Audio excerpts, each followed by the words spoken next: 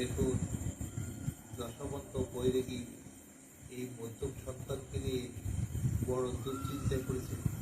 একদিন চার ঠাকুরের কাছে ডেকে বলতে, বাবা কিছু কথা বলতে চাই, তুমি আমার কাছে এসো।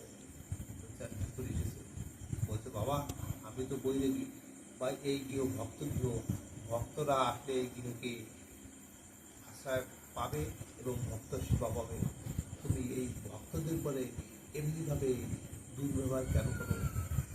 চার ঠাকুর বললেন, পিতা আমার এই ভণ্ডদেরকে প্রতিরোধ করার জন্য এই ধরাধামে আসা, তাই এদের প্রতিরোধ করার জন্য আমি যত কিছু করার সেটাই করার জন্য এসেছি, এই ধরাধামকে পবিত্র করার জন্য।